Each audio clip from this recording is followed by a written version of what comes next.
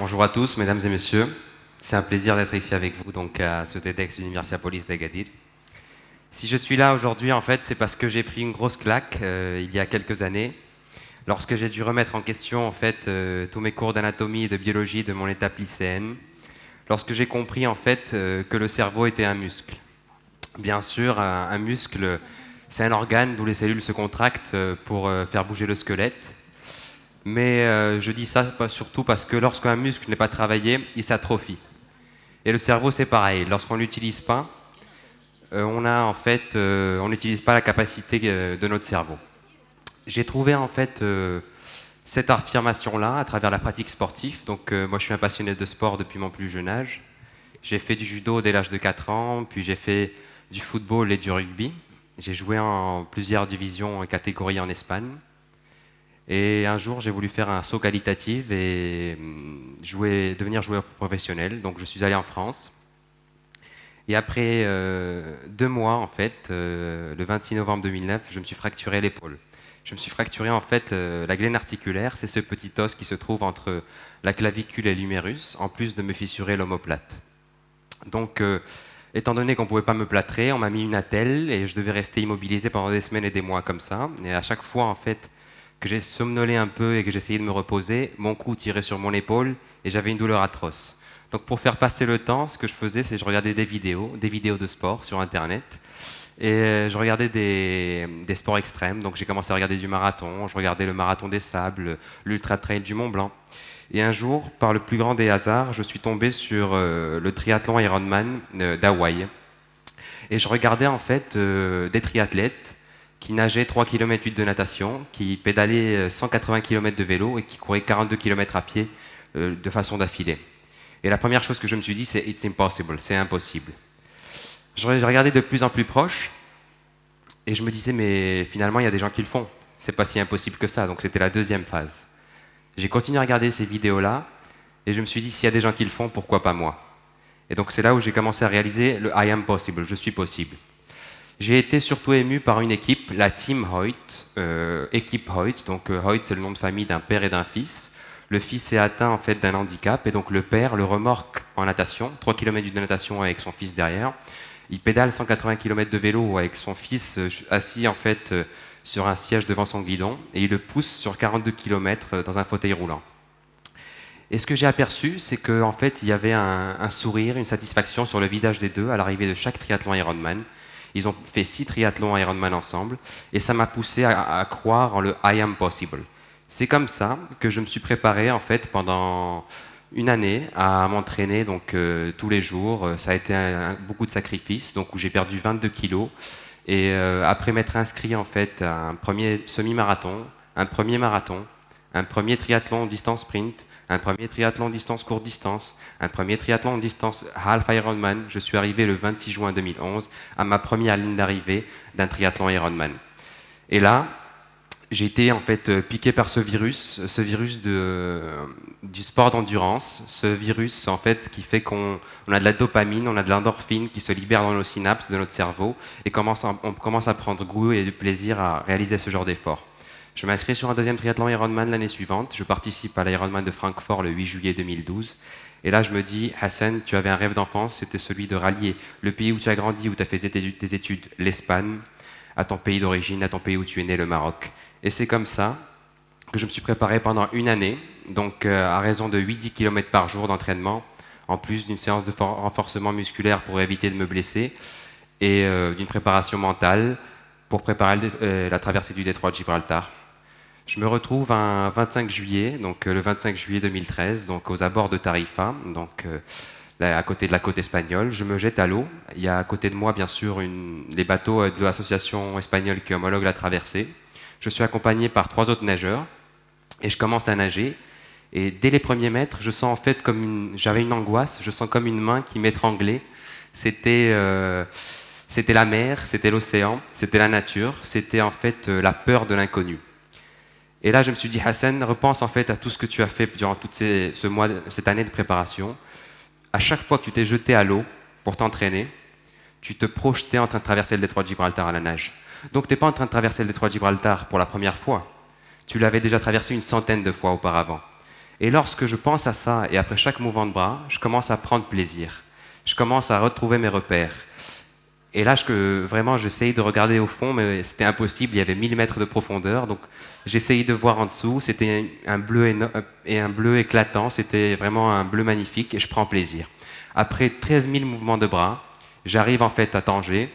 J'avais parcouru 16 km 6. Donc, j'avais été déporté de 2 km parce que la traversée la plus courte est de 14,5. Et voilà, j'avais fait 104 heures et 1 minute. Arrivé à ce stade-là, après avoir réalisé cette traversée entre l'Europe et l'Afrique, mon équipe et moi, on s'est dit pourquoi pas réaliser un projet encore plus beau, qui était celui de rallier les 5 continents à la nage. Une étape avait été faite, il manquait encore 4 autres étapes, et c'est comme ça qu'est née l'expédition Moroccan Swim Around the World. Donc, il a fallu en fait étoffer l'équipe. Il y avait ma directrice de projet, le nageur et la coach se sont greffés à cela, donc la chargée des relations presse et le médecin, en plus des coordinateurs locaux en fait sur les 5 continents, parce qu'on avait besoin de relais en fait sur place pour tout ce qui était logistique et tout ce qui était donc lorsque je nage, moi j'ai un bateau pilote qui me guide parce qu'en haute mer j'ai pas de repère, donc je fais 3-4 mouvements de bras et je lève ma tête et je suis le bateau qui est devant moi. J'ai un Zodiac à côté de moi qui me ravitaille. Il a fallu aussi, bien sûr, organiser tout ce qui était hébergement, tout ce qui était nourriture. Et pour cela, donc, on avait besoin de ces coordinateurs locaux. À savoir, ça a été une expédition où on a parcouru 114 000 km en avion, donc pour arriver dans ces endroits pour commencer la nage et mes traversées. Et en plus de la constitution de l'équipe, de l'organisation logistique, il a fallu bien sûr avoir des autorisations. J'arrive en fait dans des pays en fait à la nage, j'arrive d'une façon très peu conventionnelle, j'arrive pas dans un port ou dans un aéroport, il faut même tamponner notre passeport. Donc il a fallu avoir en fait les autorisations et grâce au soutien du ministère des Affaires étrangères, de nos ambassades en fait dans ces pays-là et de ces pays-là en fait de ces pays concernés ici au Maroc, on a pu avoir ces autorisations. Et une expédition comme celle-là aussi avait besoin de financement et de budget. Et donc, il a fallu penser à tout cela. Et on a eu heureusement des entreprises qui nous ont soutenus. Lorsqu'on traverse le détroit de Gibraltar à la nage et que l'on voit devant nous tous ces paramètres que je viens de vous énumérer, on a l'impression d'avoir une montagne énorme. On a l'impression d'avoir une vague. On a l'impression d'avoir un tsunami. Et pour éviter d'être submergé par tout ça, il faut cogiter, il faut réfléchir. Pour qu'une expédition réussisse comme celle-là, il faut la marketer. Donc bien sûr, c'est une expédition en fait qui est noble, c'est une expédition qui est solidaire, c'est une expédition pour lancer un message de protection de l'environnement, c'est une expédition pour lancer un message de fraternité entre les peuples.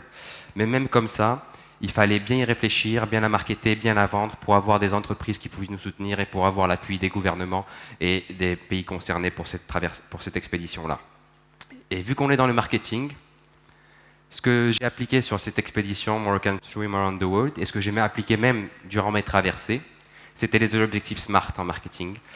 Et donc, un objectif, ça doit être un objectif qui soit simple. Dans mon cas, c'était rallier les 5 continents à la nage.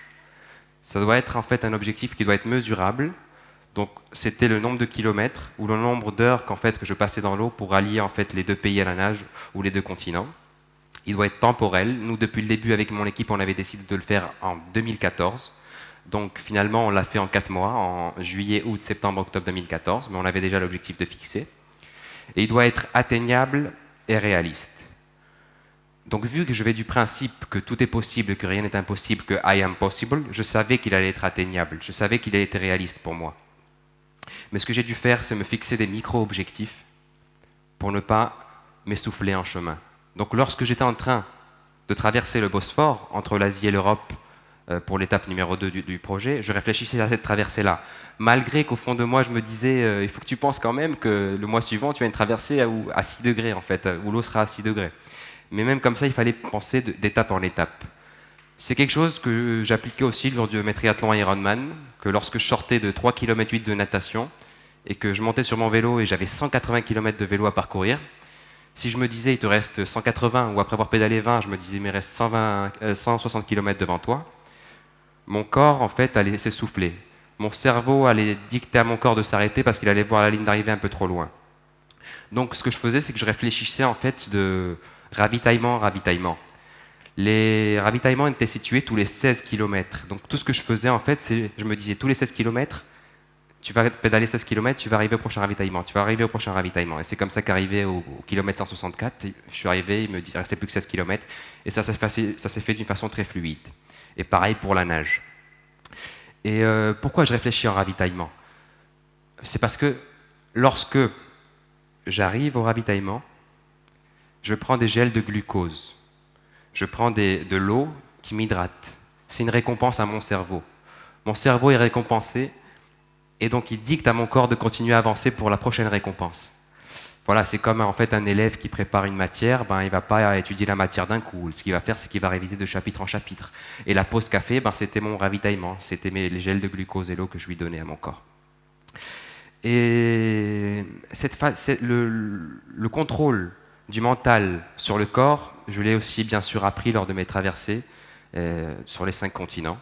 Lorsque je dois rallier en fait l'Asie à l'Amérique, lorsque je dois nager dans une eau à 6 degrés en plein détroit de Bering, je me jette à l'eau et je sens en plus de l'angoisse, comme ce que j'avais senti lors du détroit de Gibraltar, je sens une claustrophobie.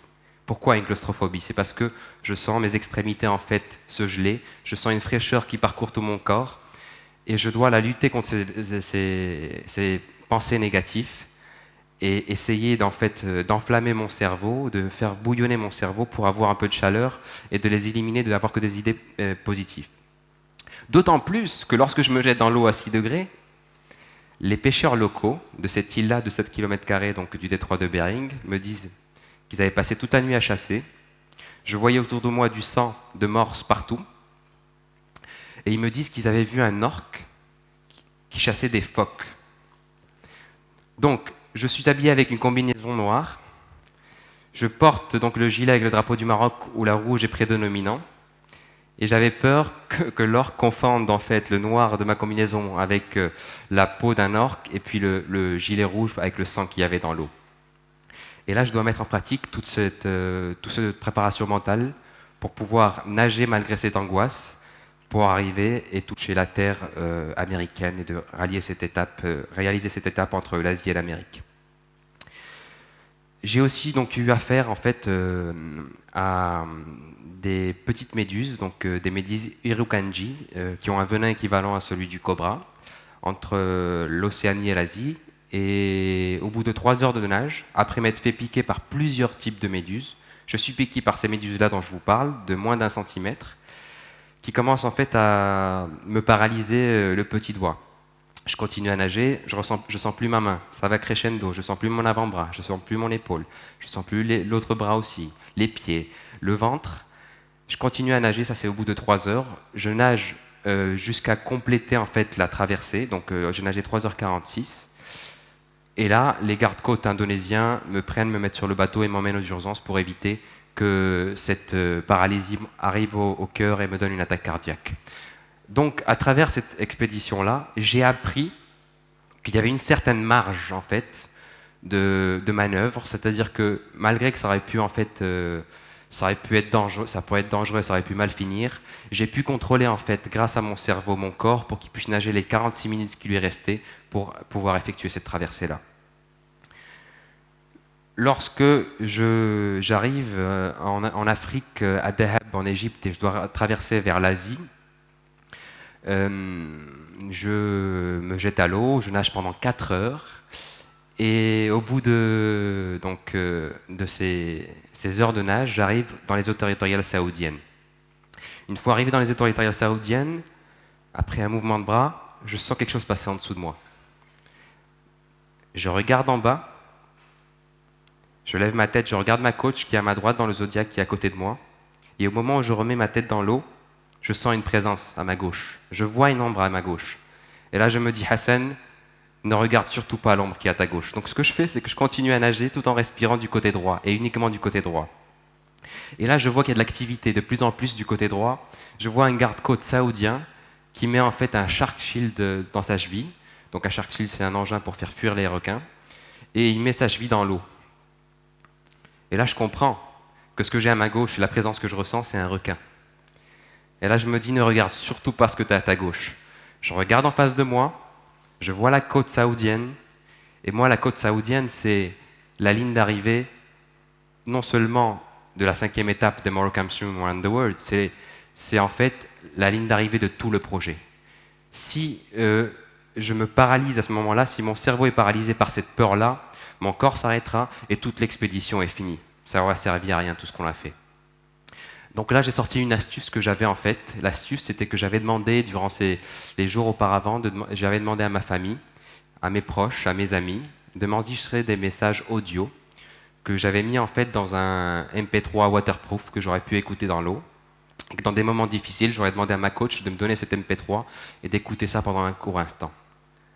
Il se trouve en fait que j'avais tellement écouté en boucle ces messages audio la veille et l'avant-veille que je les connaissais par cœur. Donc j'ai commencé, sans lui demander le MP3, à les réciter un après l'autre. Il me restait plus que 4h30 de nage. Donc j'ai commencé à me les réciter, j'ai écouté ma mère, j'ai écouté mon père, j'ai écouté mon frère, ma famille, mes amis. Et c'est comme ça qu'il me restait plus que 500 mètres pour arriver à la côte saoudienne lorsque j'ai voulu m'en rendre compte. J'ai nagé ces 500 mètres avec la plus grande satisfaction d'un jeune nageur marocain qui était en train de réaliser cette performance sportive et pour lancer un message de protection de l'environnement et de fraternité entre les peuples, tout en levant mon drapeau marocain.